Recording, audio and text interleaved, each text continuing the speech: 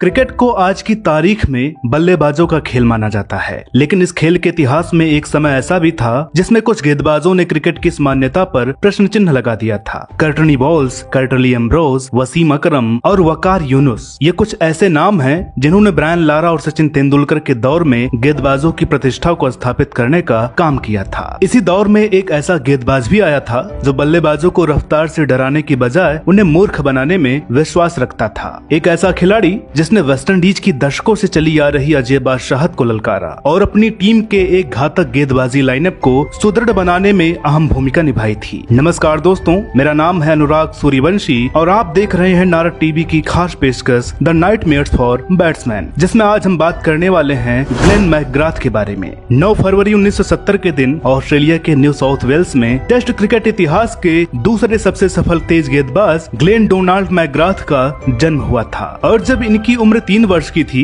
तब इनके माता पिता न्यू साउथ वेल्स के नैरोमाइन कस्बे में आकर बस गए थे। ग्लेन को बचपन से ही बास्केटबॉल, टेनिस और क्रिकेट जैसे कई खेलों में दिलचस्पी थी और टीन एज अवस्था आते आते इन्होंने खुद को एक क्रिकेटर के तौर पर देखना शुरू कर दिया था। स्कूली दिनों के दौरान इनके दोस्त मैकग्राथ से कहते थे कि तुम कभी क्रिकेटर नहीं बन सकते और तेज गेंदबाज तो बिल्कुल नहीं। ऐसा वो लोग इनके दुबले पतले शरीर और इनकी लाइन लेंथ को देखकर कहते थे, मगर मैकग्राथ अपनी धुन में मस्त थे। इन्होंने अपने तरीके से खुद को तैयार करना शुरू कर दिया। खाली मैदानों पर अकेले पसीना बहाने के बाद अपने घर के बैकयार्ड में 44 गैलन के एक ड्रम को निशाना बनाकर अपनी लाइन लेंथ पर काम करना इनकी आदत बन गई थी। यही आदत एक दिन इन्हें ऑस्ट्रेलियाई क्रिकेटर डग वाल्टर की नजरों में ले आई, जिनकी पारखी नजरों ने अपने टीम के भविष्य को पहचान लिया था और उन्होंने मैकग्राथ को सिडनी जाकर ग्रेट क्रिकेट खेलने को कहा। वाल्टर की बात मानकर मैकग्राथ सिडनी तो आ गए, लेकिन यहाँ उनके पास न रहने के लिए घर था और न खाने के लिए पैसे। तो ऐसे में इन्होंने कारवां बीच पर लगभग 6 महीने खुले आसमान के नीचे बिताए। मैकग्राथ ने इस बीच बैंक में भी काम किया और इनके कुछ दोस्तों की माने तो ये कागज पर अपना नाम लिखकर इनके साथ काम करने वाली लड़कियों को देते और उनसे कहते, इसे संभाल कर रखना क्योंकि एक दिन मैं बहुत बड़ा आदमी बनने वाला हूँ। ग्रेट क्रिकेट खेलने सिडनी आए मैकग्राथ ने अपना फर्स्ट क्लास डेब्यू साल 1992 में किया और 8 मैच खेलने के बाद अगले साल 12 नवंबर 1993 के दिन इन्हें न्यूजीलैंड के खिलाफ खेलने वाली ऑस्ट्रेलियाई टीम में शामिल होने का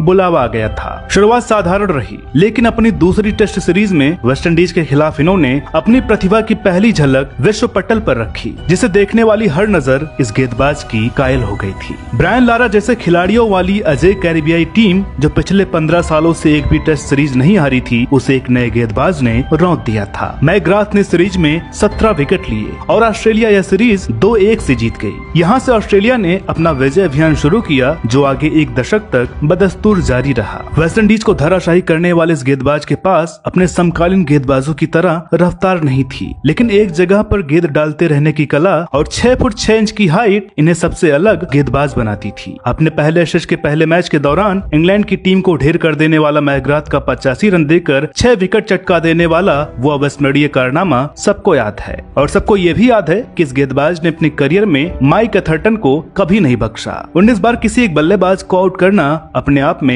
एक रिकॉर्ड है। ग्लेन मैकग्राथ के टीममेट ब्रैड मैकनमोर इनकी पतली टांगों की तरफ इशारा करते हुए कहते थे कि तुमने किसी कबूतर से टांगे चुराई हैं। यही वजह है कि इस गेंदबाज को लोग पिजन के उपनाम से जानने लगे थे। साल 2011 की एशेज सीरीज ग्लेन मैकग्राथ के लिए कई मायनों में सफल और खास सीरीज साबित हुई थी, जहां इन्होंने 32 विकेट लिए और मैन ऑफ द सीरीज अपने नाम किया था। इसके अलावा सीरीज के दूसरे मैच की पहली पारी में 5 विकेट होल्ड लेने के बाद इनके द्वारा गेंद लहराकर जश्न मनाने का तरीका आगे चलकर गेंदबाजों के लिए एक ट्रेडिशन बन गया था। दिसंबर 2004 में पाकिस्तान और ऑस्ट्रेलिया के बीच खेले जा रहे पहले टेस्ट मैच में जब चौथे दिन पाकिस्तान 564 रन के विशाल लक्ष्य का पीछा करने उतरी तो मैकग्राथ ने अपने करियर का सर्वश्रेष्ठ प्रदर्शन करते हुए 24 रन देकर पाकिस्तान के 8 बल्लेबाजों को पवेलियन भेज दिया था, जिससे पूरी टीम 72 के स्कोर पर आउट हो गई थी। जुलाई 2004 में भारत के खिलाफ खेलते हुए नागपुर के मैदान पर मैकग्राथ ऑस्ट्रेलिया की तरफ से 100 टेस्ट मैच खेलने वाले पहले तेज गेंदबाज बन गए थे। 2005 के एशेज सीरीज के पहले मैच में 53 रन देकर 5 विकेट लिए, जिसमें ट्रेस कौथिक को आउट कर इन्होंने अपने टेस्ट करियर में 500 विकेट पूरे किए थे। मैकग्राथ ने इंग्लैंड के खिलाफ कुल 30 टेस्ट मैच खेले, जिनमें से लगभग 22 मैचों में इन्होंने ऑस्ट्रेलिया को जीत दिलवाई थी। मैकग्राथ ने अपने करियर में कुल 104 बार बल्लेबाजों को 0 पर आउट किया था, जो आज भी एक अटूट रिकॉर्ड है। शेन वार्न और मैकग्राथ की जोड़ी को टेस्ट इतिहास की सबसे सफल जोड़ियों में गिना जाता है। इन जोड़ी ने एशेज में लगभग 300 विकेट चटकाए हैं, जिनमें इंग्लैंड के कुछ महानतम बल्लेबाजों के नाम भी शामिल हैं। साल 2003 में वेस्ट इंडीज जाने वाली ऑस्ट्रेलियाई टीम में मैकग्राथ नहीं थे क्योंकि उनकी पत्नी जैन उस समय कैंसर से जूझ रही थी। लेकिन तीसरे टेस्ट मैच से पहले अपनी पत्नी के कहने पर मैकग्राथ टीम में शामिल हो गए। इस दौरे के चौथे मैच के दौरान शानदार बैटिंग कर रहे श्रवण को खराब प्रदर्शन और अपनी पत्नी की बीमारी से परेशान मैकग्राथ ने कुछ ऐसा कह दिया था जिसे उनके स्वभाव और व्यक्तित्व को देखकर स्वीकार करना मुश्किल है। लेकिन इसके जवाब में श्रवण ने भी मैकग्राथ की पत्नी के बारे में एक ऐसी बात बोल दी जिसे सुनकर मैकग्राथ ने श्रवण से कहा, अगर तुमने फिर ऐसी बात कही तो मैं तुम्हारी गर्दन चीर दूंगा। हालांकि श्रवण को जब जैन की हालत के बारे में पता चला तो उन्होंने मैकग्राथ से माफी मांग ली। साल 1999 में भारत ने ऑस्ट्रेलिया का दौरा किया जिसका पहला टेस्ट मैच एडिलेड में खेला गया। इस टेस्ट की दूसरी पारी में जब सचिन तेंदुलकर बल्लेबाजी करने आए तो मैकग्राथ की एक गेंद को बाउंसर समझकर सचिन नीचे हो गए थे और गेंद सीधे सचिन के कंधे पर जा लगी। ऑस्ट्रेलियाई टीम की अपील पर अंपायर डेरल हार्पर ने उंगली उठा दी। उनके इस निर्णय को आज भी क्रिकेट इतिहास के कुछ विवादित फैसलों में गिना जाता है, लेकिन हार्पर अपने इस निर्णय पर आज भी गर्व करते हैं। साल 2006 के एसएच का 5वां टेस्ट मैच इनके करियर का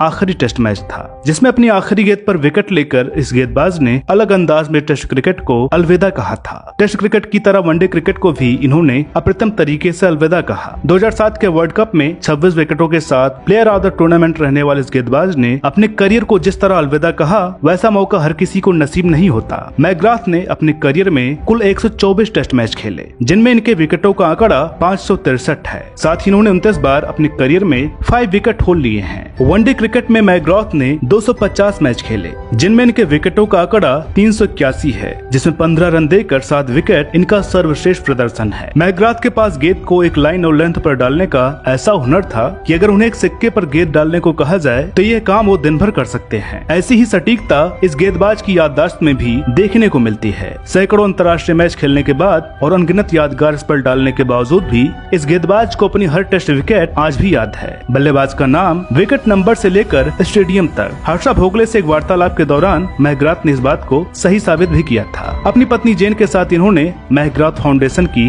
स्थापना की थी जो ब्रेस्ट कैंसर रोगियों के लिए काम करती है। पत्नी जेन के निधन के बाद साल 2010 में इन्होंने सारा मैकग्राथ से दूसरी शादी कर ली थी। दोनों शादियों से इन्हें 2 बेटे और एक बेटी है। एशेज चैंपियन, 3 बार वर्ल्ड कप चैंपियन और 2006 में चैंपियंस ट्रॉफी जीतने वाले मैकग्राथ को आईसीसी हॉल ऑफ फेम में शामिल किया गया था और वर्तमान में मैकग्राथ एमआरएफ पेस फाउंडेशन के डायरेक्टर के तौर पर तेज गेंदबाजों की नई पीढ़ी को तैयार कर रहे हैं। तो दोस्तों, आज के इस एपिसोड में बस इतना ही। मिलते हैं अगले वीडियो में एक और नई कहानी के साथ। तब तक के लिए नमस्कार।